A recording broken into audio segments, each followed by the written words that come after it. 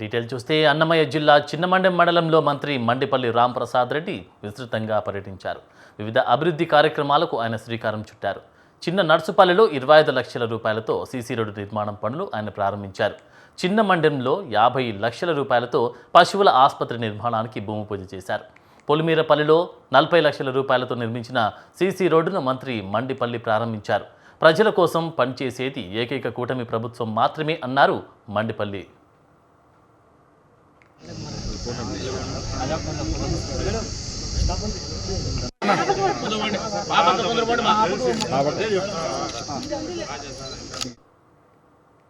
కర్నూలు జిల్లా ఆలూరు ఎమ్మెల్యే విరూపాక్షి అరెస్టుపై Yemmiganur MLA J Nageswara Reddy ఘాటు వ్యాఖ్యలు చేశారు. విరూపాక్షిపై వైసీపీ అధ్యక్షుడు జగనే చర్యలు తీసుకుని బుద్ధి చెప్పాలని డిమాండ్ చేశారు. ఎలాంటి ఘనకార్యం చేశారని వైసీపీని ఎమ్మెల్యే ప్రశ్నించారు. విరూపాక్షిని ఓ స్వాతంత్ర సమరయోధుడిలా చూపిస్తూ వైసీపీ డ్రామాలు చేస్తుందని జె నాగేశ్వరరెడ్డి నిప్పులు చెరిగారు.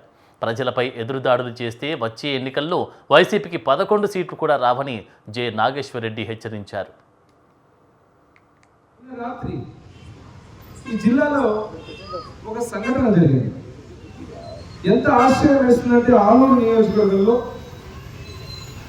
నేమకాలు గ్రామానికి చెందిన ఒక దళిత మహిళని ఒక శాసనసభ్యుడైనటువంటి వ్యక్తి ఆ యొక్క మహిళని ఈరోజు నీచాతి నీచంగా మాట్లాడుతూ అసభ్యమైన పదజాలంతో ఉపయోగిస్తూ వివస్త్రం చేసి ఇష్టం వచ్చినట్టు ప్రవర్తించి రాష్ట్రం మొత్తం ఒక భయంకరమైనటువంటి దళితుల మీద, దళిత మహిళ మీద, బీసీ వ్యక్తులని చెప్పి తక్కువ ధరకే నాణ్యమైన బియ్యం అమ్మకాలను తిరుపతి జిల్లాలో 28 కేంద్రాల్లో కలెక్టర్ డాక్టర్ వెంకటేశ్వర్, ఎమ్మెల్యే ఆరణి శ్రీనివాసులు ప్రారంభించారు.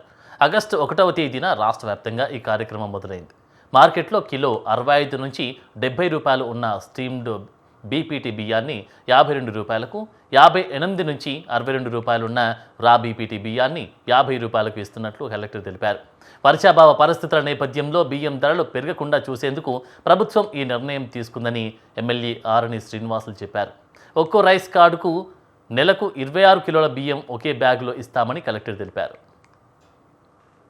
ఈరోజు రాష్ట్ర వ్యాప్తంగా మన ఎన్డీఏ కూటమి ప్రభుత్వం రైతు బజార్లలో రైస్ మిల్లు అవుట్లెట్లు ఏర్పాటు చేసి దాదాపు 115 రైతు బజార్లలో, అదేవిధంగా 500 రైస్ మిల్లర్లో అవుట్లెట్లు ఏర్పాటు చేసి 62 రూపాయలకు అమ్మే రా బియ్యాన్ని, అంటే పచ్చి బియ్యాన్ని 52కి అమ్మే ఉప్పుడు బియ్యాన్ని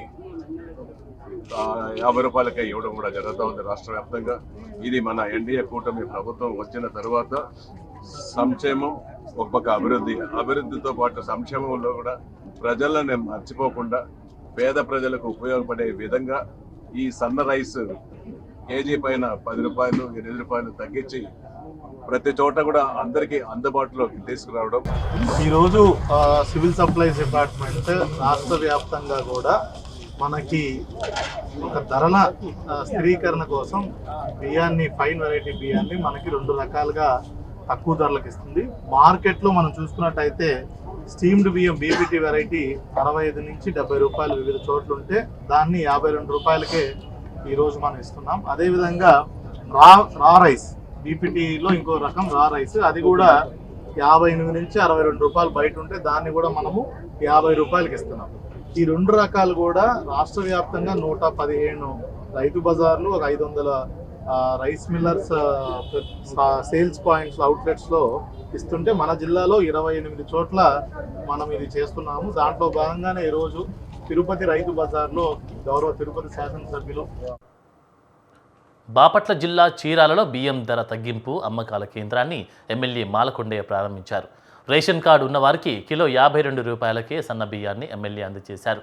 బియ్యం ధరలు పెరుగుతున్న నేపథ్యంలో రాష్ట్ర ప్రభుత్వం బియ్యం ధర తగ్గించి అమ్మేందుకు శ్రీకారం చుట్టిందని ఎమ్మెల్యే అన్నారు. దీంతో పేదల ఆకలి బాధలు తప్పుతాయని మాలకొండయ్య చెప్పారు. ఈ నెల 7న చేనేత దినోత్సవం సందర్భంగా సీఎం చంద్రబాబు చీరాల వస్తారని ఎమ్మెల్యే తెలిపారు. నేతన్న సేవలో పథకం ప్రారంభిస్తారని ఎమ్మెల్యే వెల్లడించారు. అసోసియేషన్ నుంచి సివిల్ సప్లై డిపార్ట్మెంట్ గౌరవ కలెక్టర్, జాయింట్ కలెక్టర్ గారికి, అలాగే ఎమ్మెల్యేకి, గౌరవ ముఖ్యమంత్రి నుంచి వచ్చిన ఆదేశాల మేరకు ఈరోజు బాబా రైస్ మిల్ దగ్గర చీరాల నియోజకవర్గానికి ఒక సెంటర్గా తీసుకొని ఇవాళ ఏవైతే మార్కెట్లో బియ్యం 60-65 రూపాయల పైన ఉన్నాయో ఇవి ఎక్కువ రేట్లో ఉన్నాయన్న ఉద్దేశంతో 50 రూపాయలు, 52 రూపాయలకి బాయిల్ రైస్ అయితే 52 రూపాయలు, పచ్చి బియ్యం అయితే 50 రూపాయలకి కార్డు హోల్డర్స్కి ఇవ్వడానికి ఇవాళ ఆ కార్యక్రమంలో భాగంగా ఇక్కడ ఈ కార్యక్రమాన్ని జరిపాం. దీని ద్వారా జరిగేది ఏంటంటే ధరల స్థిరీకరణ. ఎట్టి పరిస్థితుల్లో కూడా ఎక్కువ ధరలు అమ్మడానికి వీల్లేదు. ప్రజలపై ధరల భారం తగ్గించడమే ప్రభుత్వ లక్ష్యమని కోనసీమ జిల్లా కొత్తపేట ఎమ్మెల్యే బండారు సత్యానందరావు తెలిపారు. రైతు బజార్లు, ఎంఆర్ఓ ఆఫీసులతో ఏర్పాటు చేసిన కేంద్రాల ద్వారా మార్కెట్ ధర కంటే తక్కువ ధరకే నాణ్యమైన బియ్యం అందిస్తున్నట్టు చెప్పారు. బియ్యం ధరలు పెరగడంతో సామాన్యులకు ఊరట కల్పించేందుకు కూటమి ప్రభుత్వం ఈ ప్రత్యేక చర్యలు చేపట్టిందని అన్నారు. రావులపాలెం, కొత్తపేట రైతు బజార్లో తక్కువ ధరకు బియ్యం అమ్మకం కేంద్రాల్ని ఎమ్మెల్యే సత్యానందరావు ప్రారంభించారు. అన్ని అందుబాటులో ఉండాలని ప్రభుత్వ సంకల్పం. ధరలు ఏ నిత్యావసర వస్తువు ధరలు పెరిగినట్టు ఉన్నా ఆ ధరను స్థిరీకరించడానికి ధరల స్థిరీకరణ అనేది ఏర్పాటు చేయడం, ధరలు తగ్గించే విధంగా ప్రజానీకానికి ఎక్కడా వ్యాపార వర్గాలు ధరలు పెంచి ప్రజలకు భారం కాకుండా ఉండే విధంగా ప్రభుత్వమే ఇంటర్వెన్ అయి ధరలను స్థిరీకరించడానికి ప్రజలకి అందుబాటులో నాణ్యమైన బియ్యం సరైన ధరకు, తగ్గింపు ధరకు అందే విధంగా, మార్కెట్ లో ఉన్న ధర కంటే తగ్గింపు ధరకు అందే విధంగా నాణ్యమైన బియ్యాన్ని తగ్గింపు ధరకి నేడు ఇక్కడ అందించే కార్యక్రమం చేపట్టడం జరిగింది. ఇక్కడ కాంగ్రెస్ ప్రభుత్వంలో ఇంతవరకు ఒక్క కొత్త పెన్షన్ కూడా మంజూరు కాలేదని జగిత్యాల జిల్లా కోరుట్ల ఎమ్మెల్యే డాక్టర్ సంజయ్ అన్నారు. జగిత్యాల జిల్లా కలెక్టరేట్లో ఈ ఆసక్తికర ఘటన చోటు చేసుకుంది. కలెక్టరేట్కు వచ్చిన కోరుట్లకు చెందిన దివ్యాంగుడితో ఎమ్మెల్యే డాక్టర్ సంజయ్ మాట్లాడారు. దివ్యాంగుల పెన్షన్కు దరఖాస్తు చేసుకునేందుకు ఇంత దూరం ఎందుకు వచ్చావని ఎమ్మెల్యే ప్రశ్నించారు.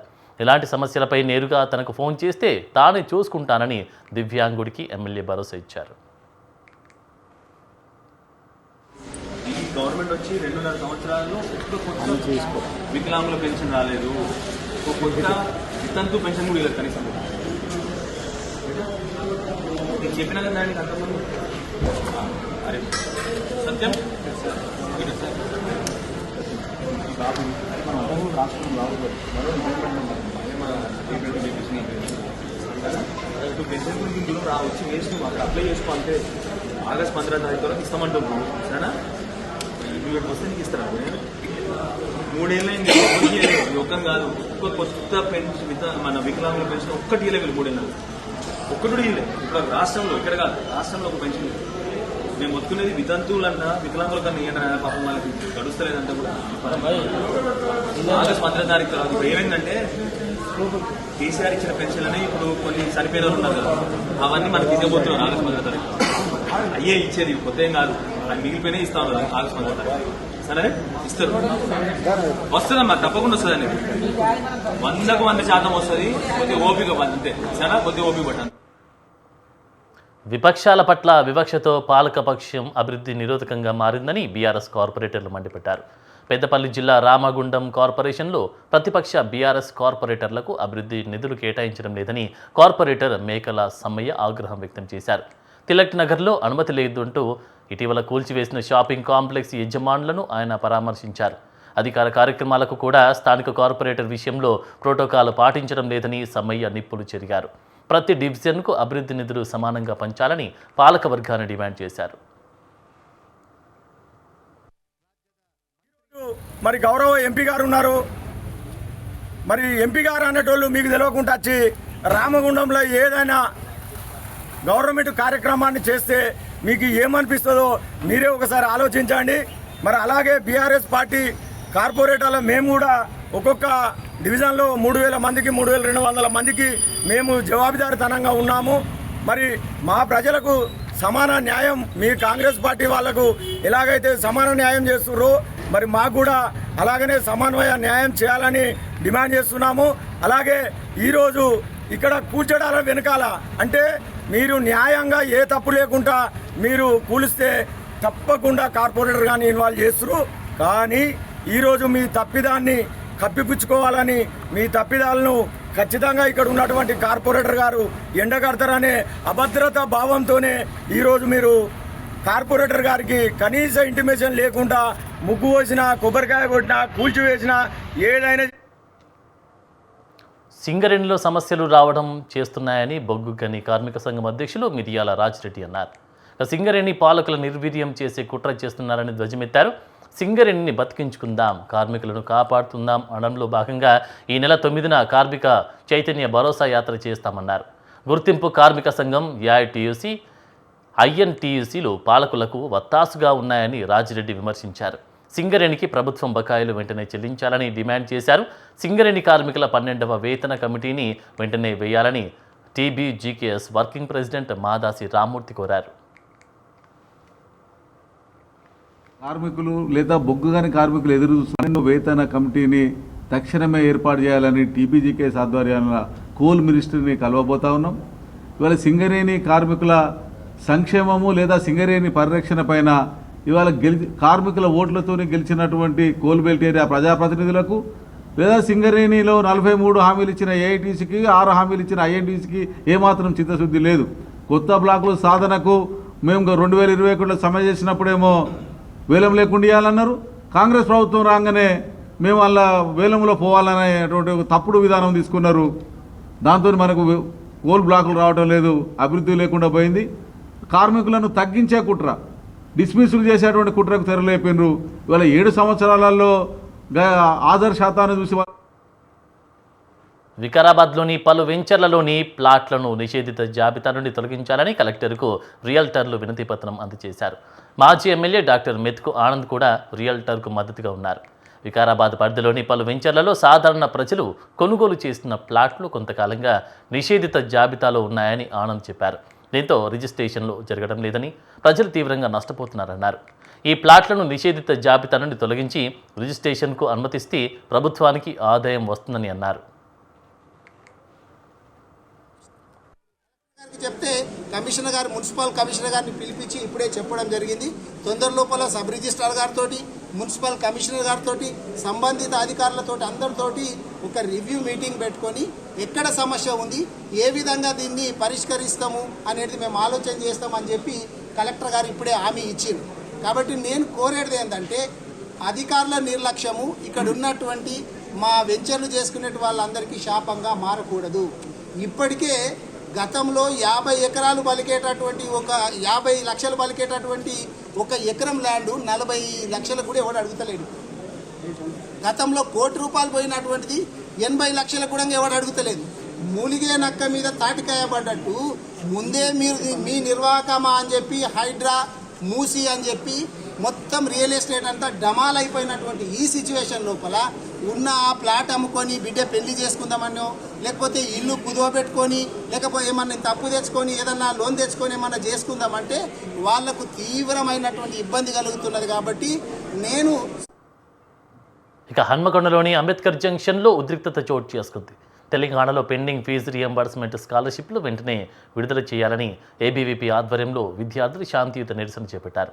ఏబీవీపీ విద్యార్థి నాయకులను పోలీసులు అడ్డుకున్నారు. దీంతో పోలీసులు విద్యార్థి నాయకుల మధ్య తోపులాట జరిగింది. శాంతియుతంగా నిరసన చేస్తూ ఉంటే పోలీసులు అడ్డుకోవడం సిగ్గుచేటని ఏబీవీపీ రాష్ట్ర ప్రధాన కార్యదర్శి మాచర్ల రాంబాబు ఆరోపించారు. గత ప్రభుత్వం మాదిరే కాంగ్రెస్ ప్రభుత్వం కూడా విద్యారంగ సమస్యలు పట్టించుకోవడం లేదని రాంబాబు ఆవేదన వ్యక్తం చేశారు. పెండింగ్ లో ఉన్నటువంటి 11,000 కోట్ల రూపాయల రియంబర్స్మెంట్ విడుదల చేయాలని చెప్పేసి ఈ రాష్ట్ర ప్రభుత్వాన్ని డిమాండ్ చేస్తూ ఈరోజు ఏబీవీపీ వరంగల్ విభాగ ఆధ్వర్యంలో కాకతీయ యూనివర్సిటీ ఎస్టీఎల్సీ నుండి కలెక్టరేట్ వరకు మేము ఒక స్టూడెంట్ మార్చ్ నిర్వహించబోతున్నాము. దీనిలో పోలీసులు అడ్డంకులు సృష్టించడానికి ప్రయత్నం చేస్తున్నారు. ఎందుకు మరి మీరు ఆ రోజు ఢిల్లీలో ఉన్నటువంటి విద్యార్థులకు మీరు సంఘీభావంగా ర్యాలీ చేశారు కదా, విద్యార్థుల యొక్క డెమోక్రటిక్ రైట్ మీరు వాళ్ళు అంటే అక్కడ నొక్కేసారన్నారు కదా. మరి మేము కూడా విద్యార్థులమే, ఈ రాష్ట్రానికి విద్యాశాఖ మంత్రి నువ్వే 11,000 కోట్ల రూపాయల స్కాలర్షిప్ రీఎంబర్స్మెంట్ ను రిలీజ్ చేయాలని చెప్పేసి ప్రజాస్వామ్యయుతంగా మేము ర్యాలీ నిర్వహిస్తే మమ్మల్ని అడ్డుకునే ప్రయత్నం మమ్మల్ని. కర్నూలు జిల్లా ఎమ్మిగనూరు తహసీల్దార్ ఆఫీస్ వద్ద సిపిఐ నాయకులు ధర్నా నిర్వహించారు. జిల్లాలోని అన్ని మండలాలను కరువు మండలాలుగా ప్రకటించాలని వారు డిమాండ్ చేశారు. జిల్లాలో కరువు పరిస్థితులు తీవ్రమవుతున్నాయని సిపిఐ నేతలు ఆందోళన వ్యక్తం చేశారు. ముందుగా పంటలు వేసిన రైతులు ఎల్నినో ప్రభావంతో నష్టపోతున్నారన్నారు. వారిని ప్రభుత్వం వెంటనే ఆదుకోవాలని సిపిఐ నాయకులు డిమాండ్ చేశారు. గ్రామాల్లో తాగునీటి సమస్య తీవ్రంగా ఉందని, పశువులకు పశుగ్రాసం కొరత ఏర్పడిందని అన్నారు. ప్రభుత్వం తగిన చర్యలు తీసుకోవాలంటూ తహసీల్దార్కి సిపిఐ నేతలు వినతి పత్రం అందజేశారు. కురుకుపోవడంతో ఎల్లినో ప్రభావంతో మొత్తం కూడా రైతులు వేసినటువంటి పంటలు మొత్తం కూడా చేతికి రాకపోవడం, అదేవిధంగా ఎండిపోవడం జరిగింది. దీన్ని దృష్టిలో పెట్టుకుని భారత కమ్యూనిస్టు పార్టీ సిపిఐ అదేవిధంగా రైతు సంఘం ఆధ్వర్యంలో ఏదైతే పంట ఎండిపోయినటువంటి రైతులను ఆదుకోవాలని చెప్పి గత 1వ తేదీ నుంచి కూడా జీపు జాతతో ప్రతి రైతుని పరామర్శించడం జరిగింది, ప్రతి పంటను పరిశీలన చేయడం జరిగింది. ఆ సందర్భంలోని ఇవాళ కూటమి ప్రభుత్వానికి ఒకటే విజ్ఞప్తి చేస్తున్నాం. అయ్యా, ఈ ఎల్లినో ప్రభావంతో మొత్తం కూడా ఈ కర్నూలు జిల్లా రైతులు పత్తి, మిరప, మొక్కజొన్న, అదేవిధంగా సజ్జ, వేరుశనగ అన్ని రకాల పంటలు వేయడం జరిగింది. అయితే పంటలు మొత్తం కూడా చైన్లో వెండిపోవడం జరిగింది. కాబట్టి ఈ జిల్లాను కరువు జిల్లాగా ప్రకటించాలని చెప్పి భారత కమ్యూనిస్టు పార్టీ సిపిఐగా మేము డిమాండ్ చేస్తున్నాం. అదే సందర్భంలో గతంలో గ్రేటర్ రాయలసీమ జిల్లాను కరువు జిల్లాగా ప్రకటించాలంటూ రైతు సంఘం నాయకులు పుట్టపర్తిలో ఆందోళన చేపట్టారు. వర్షాలు లేక రైతులు తీవ్ర ఇబ్బందులు ఎదుర్కొంటున్నారు అనడంతో ప్రభుత్వం వెంటనే స్పందించి పంట నష్టపరిహారం ఇవ్వాలని కోరారు. శ్రీ సత్యసాయి జిల్లా పుట్టపర్తిలోని రెవెన్యూ భవన్ వద్ద రైతు సంఘం నాయకులు శ్రీరాములు ఈ నిరసన కార్యక్రమం చేపట్టారు. గ్రేటర్ రాయలసీమలోని అనంతపురం, కర్నూలు, కడప, చిత్తూరు జిల్లాలను వెంటనే కరువు జిల్లాలుగా ప్రకటించాలని వారు డిమాండ్ చేశారు. అనంతరం ప్రజా సమస్యల పరిష్కార వేదికలో జిల్లా కలెక్టర్కు వినతి పత్రం సమర్పించారు. జిల్లా కలెక్టర్కి రిప్రజెంట్ ఇవ్వడానికి రైతులందరూ వచ్చాం. ఎందుకంటే పూర్తిగా వర్షాలు లేక రాయలసీమ జిల్లాలలో రైతులందరూ కూడా అడుగట్టిపోయిన నీళ్లు ఎక్కడే కానీ వర్షాలు లేవు. ఇంక చెరువులో నీళ్లు లేవు, గుట్టల్లో నీళ్లు లేవు, వంకల్లో నీళ్లు లేవు, తాగునీరు లేదు, సాగునీరు లేదు, అనేక పశువులకు లేదు. అరాకొర పదునైతే పంటలు పెట్టిన రైతులందరూ మొలకెత్తేసి అప్పులు చేసి ఈరోజు ఆత్మహత్య చేసుకునే పరిస్థితికి వచ్చారు. కాబట్టి రైతులు గ్రేటర్ రాయలసీమ జిల్లాలో రైతులందరినీ కూడా ప్రభుత్వం వెంటనే స్పందించి నష్టపరిహారం వెంటనే ప్రతి రైతుకు ఎకరాకి చొప్పున ఖచ్చితంగా ఇచ్చి కరువు జిల్లాలుగా ప్రకటించారు.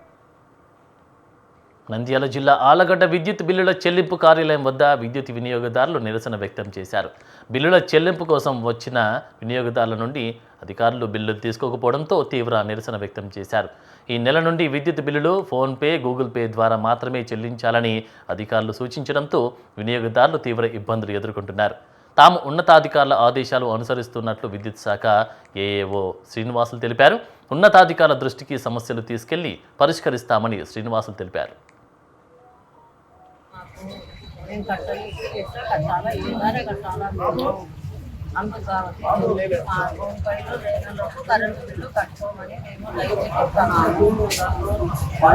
ఇట్లా కట్టుకోకపోతే మేమేం చేయాలో వచ్చి కరెంట్ కట్ చేస్తారు. అప్పుడు మేమేం చేయాలా? మొబ్బున మోడానా ఏమంటే మీరు కట్టలే అంటే ఇప్పుడు ఫోన్పై ఇప్పుడు చెప్తే ఫోన్పై మా దగ్గర ఎక్కడ ఉంటుంది. ముఖ్యంగా సార్ ఈ రోజుల్లో ఈ కరెంటు బిల్లు కట్టమని చెప్పేసి పాస్ చేశారు. కానీ ఫోన్పేలు పెట్టున్నారు. కాకపోతే ఈ ఫోన్పేలు చాలా ఇదిగా ఉంటారు. ఒకరికి ఉంటుంది, ఒకరికి లేకపోతుంది. కాబట్టి బీదవాళ్ళు ఉంటారు. వారి యొక్క సమస్యలను తీర్చుకోవాలంటే కూడా మీ గవర్నమెంట్ గారు ఇలా చేస్తే ఏం పద్ధతిగా లేదు. కాబట్టి వాళ్ళను కూడా వాళ్ళ యొక్క స్వవిషయాన్ని కూడా మీరు కూడా ఆలోచన చేసి వాళ్ళ ఫోన్లు ఉండవు, ఇలాంటివన్నీ కూడా ఎన్నో వారికి ఉపాధి హామీ పథకంలో ఉంటారు. కాబట్టి ఆ పథకం తీసుకొచ్చుకొని కూడా కట్టుకుంటున్నారు ఈ గవర్నమెంట్. తిరుమల నారాయణవనం వేదనారాయణ స్వామి ఆలయంలో నిఘా వ్యవస్థ లోపంతో టీటీడీ ప్రతిష్ట దిగజారుతుందని విమర్శలు వచ్చాయి. ఆలయంలో యువకులు కరెన్సీ నోట్లు చల్లుతూ జన్మదిన వేడుకలు జరపడంతో భక్తులు మండిపడ్డారు. యువకుడు నెల్సన్ మండేలా స్నేహితులతో కలిసి బర్త్డే వేడుకలు జరుపుకున్నారు. ఆ సమయంలో స్నేహితులు అతనిపై నోట్లు చల్లుతూ పెద్దగా కేకలు వేస్తూ శుభాకాంక్షలు చెప్పారు. ఇదంతా మొబైల్ ఫోన్లో చిత్రీకరించి సోషల్ మీడియాలో పోస్ట్ చేశారు. ఈ వీడియో వైరల్ అయింది. దీంతో టీటీడీ సెక్యూరిటీపై విమర్శలు వెల్లువెత్తాయి. నెల్సన్ మండేలా మరో 4గురిపై పోలీసులు కేసు నమోదు చేశారు.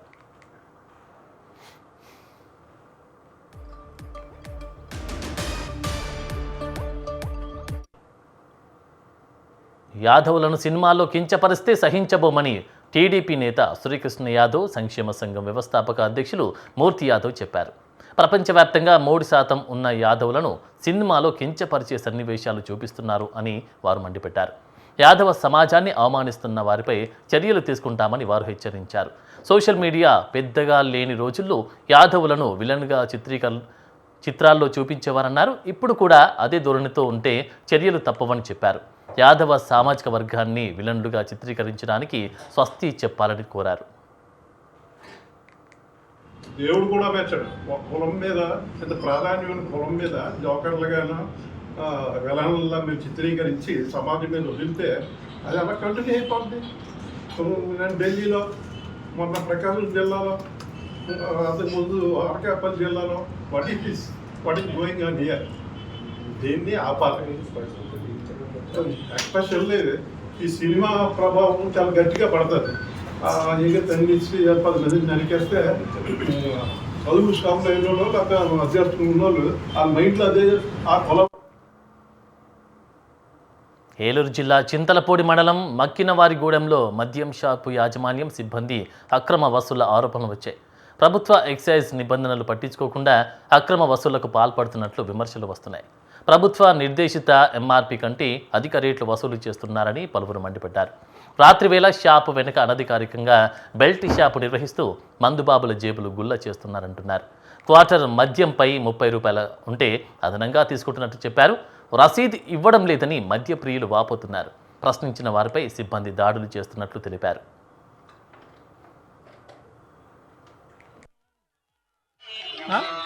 దాన్ని 220 తీసుకుంటున్నారు. వాటర్ బయలు ఏమన్నా అవుతలేదు. 230 తీసుకుంటున్నారు మొత్తానికి. అసలు ఎంత దాని ప్రైస్ ఎంత? 200 ఉన్నాయి. 30 రూపాయలు ఎక్స్ట్రా తీసుకుంటున్నారా? మరి మీరు ఎప్పుడు అడగలేదా వాళ్ళని? అడిగమని అడిగితే మా ఓఏబీ కోటలు ఉన్నాయి, ఓసీ కోటలు ఉన్నాయి, అన్నీ ఉన్నాయి. బెల్ట్కి ఎందుకు పంపించాలి? మాకు పిచ్చి కోటలు ఎందుకు ఇవ్వాలి? షాప్ కూడా మ్యాజినోస్ కోటలు ఇట్టడానికి కూడా బాధపడుతున్నారు. లేవు అంటున్నారు. ఎందుకు ఇవ్వాలి? పొద్దున్నే ములుగు జిల్లా తెలంగాణ, ఛత్తీస్గఢ్ రాష్ట్రాల సరిహద్దుల్లో అక్రమంగా తరలిస్తున్న టేకు దుంగలను ఫారెస్ట్ అధికారులు పట్టుకున్నారు. కొత్తపల్లి నుండి వెంకటాపురం వైపు ఈ టేకు దుంగలను అక్రమంగా తరలిస్తున్నారని అధికారులు తెలిపారు. వెంకటాపురం మండలం రామచంద్రాపురం శివార్లో అక్రమంగా తరలిస్తున్న 11 టేకు దుంగలు బొలెరో వాహనాన్ని పట్టుకున్నట్లు ఫారెస్ట్ అధికారులు చెప్పారు. పట్టుబడిన టేకు దుంగల విలువ సుమారు 3.5 లక్షలు ఉంటుందని అంచనా వేశారు. బొలెరో వాహనాన్ని సీజ్ చేసి టేకు దుంగలను వెంకటాపురం రేంజ్ ఆఫీస్కు తరలించారు. డ్రైవర్, మరో 2 పరారయ్యారు.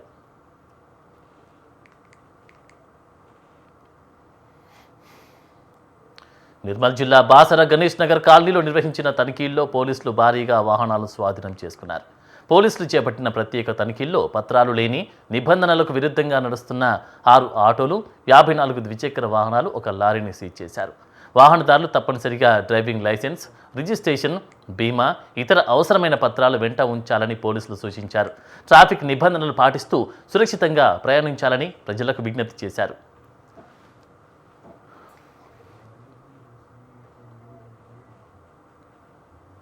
ఇవి వాల్టి లోకల్ న్యూస్. కీప్ వాచింగ్ స్వతంత్ర.